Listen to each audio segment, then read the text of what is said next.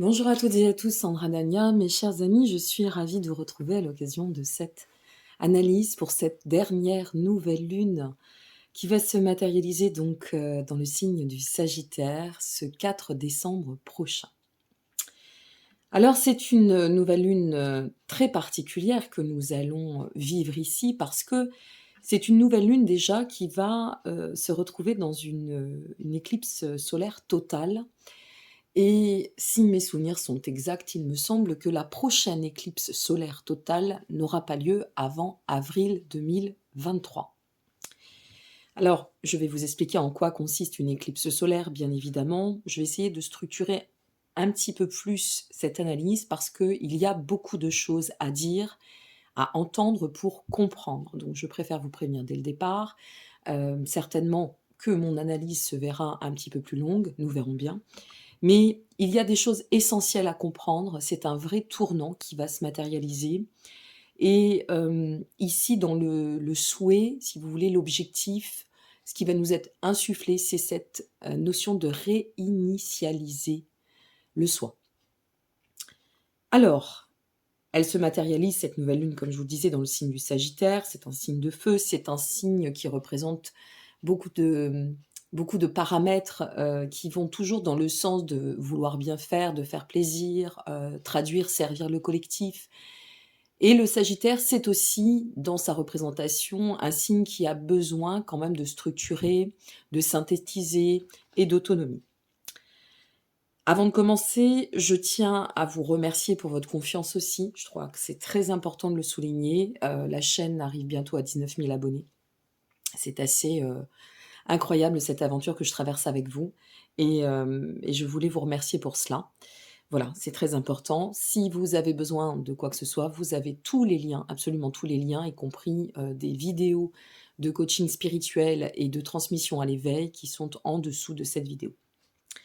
Alors tout d'abord, moi je crois que ce qui est important de rappeler ici, c'est que nous avons, parce que nous avons malgré tout encore l'influence du carré entre Saturne et Uranus.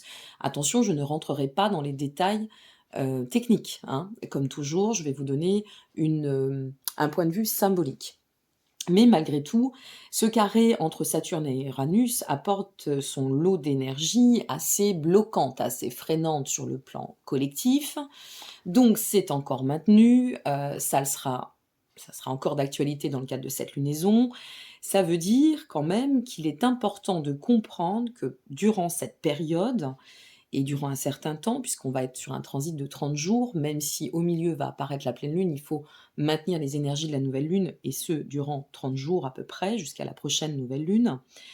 Eh bien, ce Saturne et Uranus, ça vient bloquer sur un plan collectif, ok?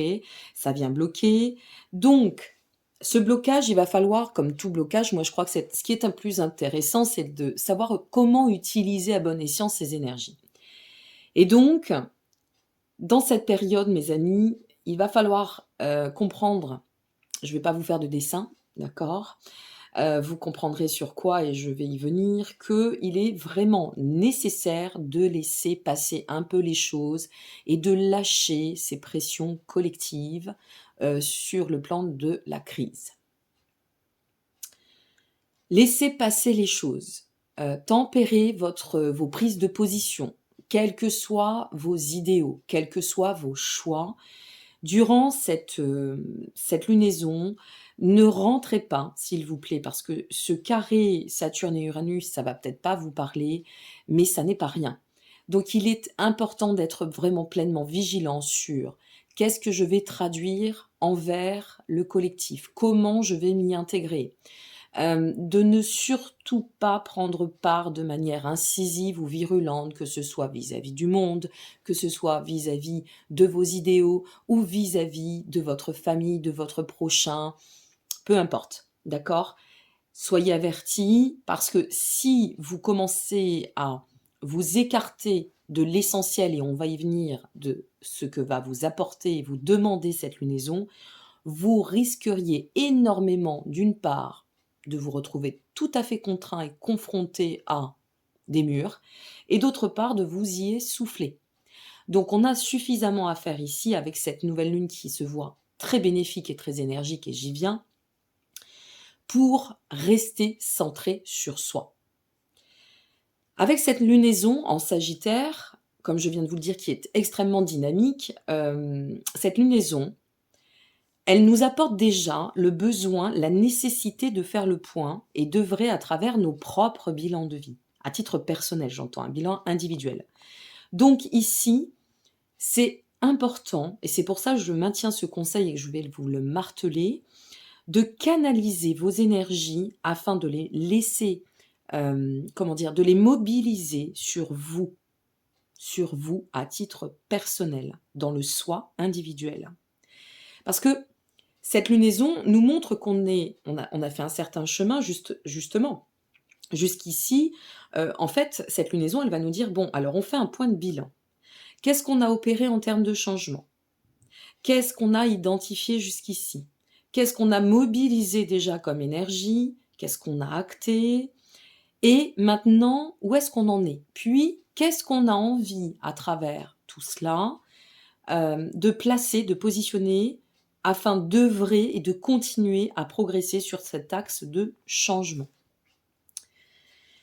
Il faut comprendre que cette lunaison, une fois de plus accentuée par, je vous l'ai placé ici, l'éclipse. C'est une éclipse solaire, j'ai mis éclipse de nouvelle lune pour qu'on comprenne que c'est bien lié à la nouvelle lune.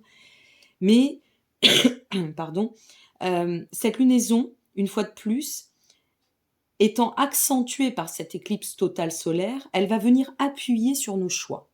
Elle va venir appuyer sur nos prises de position. Elle va venir appuyer sur nos décisions. Quelle décision, quelle position je vais adopter pour finalement nous inviter à nous affirmer à travers tout ça, à placer en fait, en quelque sorte, parce que c'est ça, un réel ancrage pour notre équilibre. Et là, je ne fais pas référence à l'équilibre, soit dit en passant. Je parle de l'équilibre dans le socle, dans la verticalité, dans l'alignement. Cette lunaison, mes amis, elle nous insuffle un message important, à savoir que ce que nous allons, entre autres, dans le cadre de ce bilan, décider, ce sur quoi nous allons décider de persévérer, ce que nous allons décider de laisser derrière nous, d'abandonner, est en fait un enjeu, je dirais, capital. Dans le sens où pour aller de l'avant, si ce qu'on a décidé ou ce qu'on souhaite laisser derrière nous n'est pas acté, eh bien, on va se mettre de soi-même des grains dans la roue du passage. Donc, si on souhaite, en somme, ce que cette lunaison nous dit, c'est que si on souhaite poser concrètement un plan de renouveau, de relance, de réamorcer quelque chose, eh bien, on n'aura pas d'autre choix que de l'envisager d'envisager notre dynamique dans une action extrêmement porteuse et surtout novatrice dans le renouveau. Grosso modo, j'ai envie de vous dire, pour faire bien, on ne peut plus ne faire ou n'envisager qu'en prenant les bagages de l'ancien. Alors, pourquoi je vous dis ça? Parce que je vais revenir, je vais faire une petite aparté, mais qui a son importance, c'est le nœud sud. Le nœud sud est aussi en Sagittaire. Là, ce nœud sud, ça représente, pour celles et ceux qui ne le savent pas, ça représente le karma, ça représente le passé, ça représente tout ce qui doit être rejeté, lâché, nettoyé. En somme, c'est le chemin de la réincarnation. Et même si je ne vais pas aller trop loin dans le côté technique, ce qu'il faut comprendre, c'est que ce nœud sud est toujours en Sagittaire. Le nœud sud entrera dans le signe du Scorpion à partir, il me semble, du 18 janvier. De toute façon, je ferai une vidéo à cet effet parce que ça a énormément d'importance et de bien comprendre là comment l'énergie va transiter pour l'avenir, sachant que les nœuds restent à environ 18 mois dans un signe. Donc c'est très important et je ferai une vidéo à cet effet. Simplement aujourd'hui, notre nœud sud est toujours dans le Sagittaire, avec en plus un détail qui n'est pas négligeable, c'est que nous avons le Soleil, la Lune, donc les luminaires, et la planète Mercure, qui donne donc aussi en Sagittaire une triple conjonction. Alors ça, c'est pas rien. Parce que, si vous voulez, ça va nous donner une facilité complémentaire de pouvoir solliciter notre intellect pour faire ce tri, faire ce bilan, savoir ce que l'on doit laisser vraiment et organiser, structurer ce vers quoi nous avons envie de tendre, d'accord, en termes de renouveau. Donc, comme ça va venir solliciter l'intellect, eh bien, ça va nous donner des approches un peu plus sages, un peu plus modérées, un peu plus, parfois, moins impulsives et plus matures. Voilà, tout simplement. Donc, comme cette triple conjonction va nous offrir la possibilité de réfléchir avec lucidité, et d'ailleurs, je reviens aussi sur un détail, faites preuve de grand discernement pendant cette période, par rapport à ce que vous allez entendre, par rapport à ce que vous allez voir dans les médias et les journaux, par rapport à ce que vous allez percevoir, parce que il va falloir être très vigilant à faire du tri, ici aussi, et à bien comprendre que dans tout ce qu'on vous dit, il y a ce qu'on vous dit, il y a l'information qu'on reçoit, mais il y a la réelle information au fond. Voilà, vous serez avertis. Donc entendez bien que tout ne réside pas dans à boire, mais parfois il faut savoir aussi manger, à boire et à manger. Bref, ce sera dit.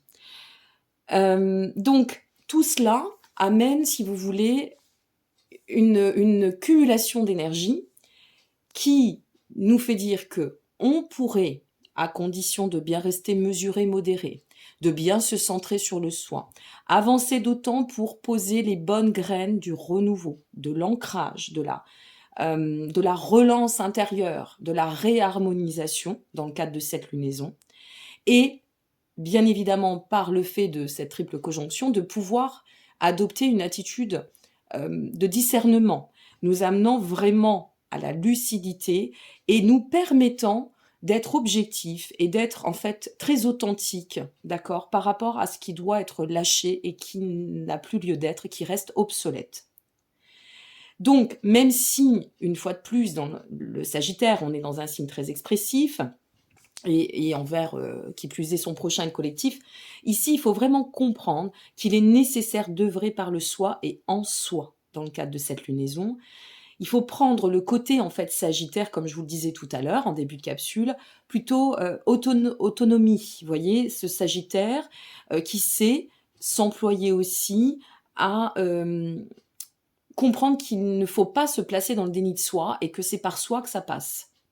Donc, on est vraiment sur un processus de nettoyage, un processus qui nous amène un dernier, pour cette année 2021, si vous voulez, un dernier coup de poussée, de cravage, comme on dit, pour nous permettre de nettoyer, d'épurer tout ce qui a pu nous freiner, nous abaisser, nous rabaisser, nous contraindre. Et c'est une nouvelle lune eh bien, qui nous invite à porter un regard vraiment novateur sur nous-mêmes, par rapport à ce qu'on a envie de projeter dans la suite.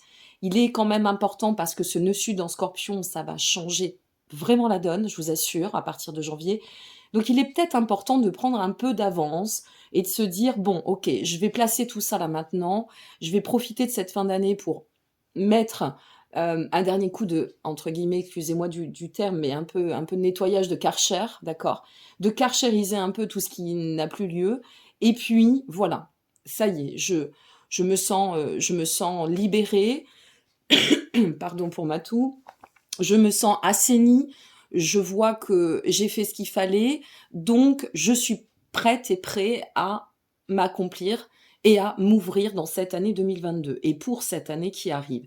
C'est une nouvelle lune en fait qui nous invite à porter un regard vraiment novateur, hein, entre nous, ce que l'on va placer, ce que l'on aura compris, comment on a envie de structurer pour mieux aller aussi se conjuguer avec dans ce soi vis-à-vis et bien des autres, du monde et de ce qui nous entoure, d'accord, vis-à-vis du collectif. Mais ça doit d'abord passer par soi, par soi. Donc, encourager les autres, c'est bien, ok, les accompagner, c'est bien, mais il faut comprendre qu'il est nécessaire aussi d'apprendre à s'encourager dans le soi pour pouvoir d'autant partager avec son prochain. Et cette lunaison va vraiment nous insuffler cela. Voilà, c'est très important de le comprendre. Après, il y a d'autres conjonctions, je ne vais pas rentrer une fois de plus dans les détails, mais entre autres la conjonction Vénus-Pluton qui est intéressante parce que, hem, elle renvoie un sextile aussi à d'autres planètes, mais peu importe, ça vient nous renforcer dans l'intérêt d'œuvrer sur nos propres fondations, tout cela.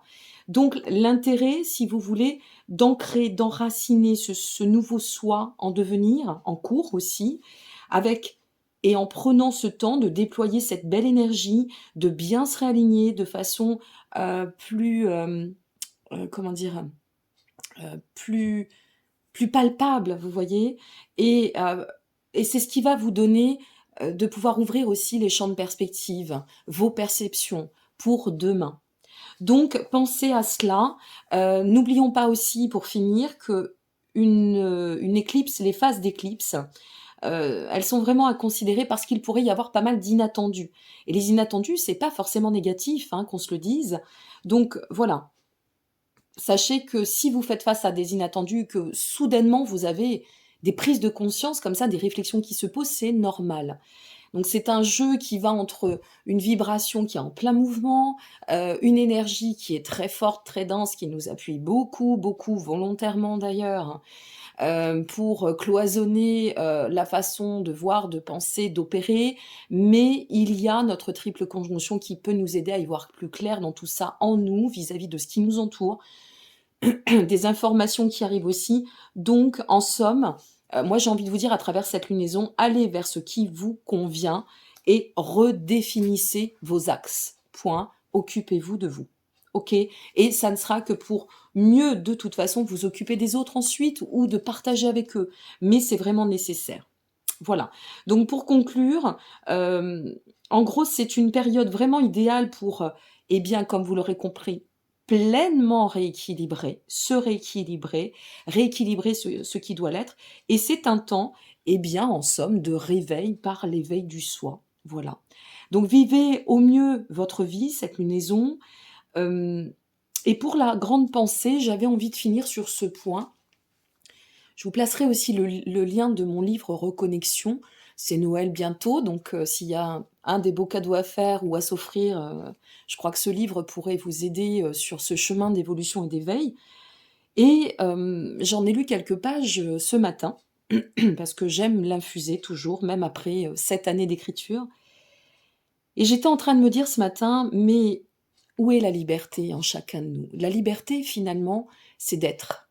D'être et de pouvoir devenir. Une liberté, lorsqu'elle est soumise à une obligation, ça n'est pas être libre. C'est pas ça la liberté. Et pourquoi je vous parle de cette liberté? Bien parce que dans le cadre de cette lunaison, c'est vraiment la liberté de l'expression du soi. Donc n'oubliez pas ça, mes amis. Je ne crois pas qu'il réside de liberté lorsqu'il s'agit de conditions, de la mettre à condition. Voilà, l'asservissement, ça n'est pas de la liberté. C'est tout ce que je vous dirai ici. Je vous remercie encore pour votre présence. N'hésitez pas à liker, vous abonner ou partager. Ça me fait toujours beaucoup de bien, beaucoup de plaisir. J'espère que cette dernière analyse de l'année 2021 vous sera profitable. C'est incroyable comme cette année est vite passée. Et je suis sincèrement très heureuse d'avoir pu la partager avec vous. Et je vous remercie énormément pour vos soutiens, vos contributions, vos messages bienveillants et aussi de me partager bien votre voie de progression parce que je vois bien qu'au fur et à mesure du temps, vous êtes de plus en plus nombreux à vous appuyer aussi sur les messages qu'on peut vous transmettre. Donc moi, ça me fait vraiment du bien de savoir que vous allez bien. Je vous dis à très bientôt, prenez soin de vous, je vous embrasse bien fort et à l'année prochaine au plus tard. Mais à très bientôt pour d'autres vidéos. Soyez heureux. Au revoir.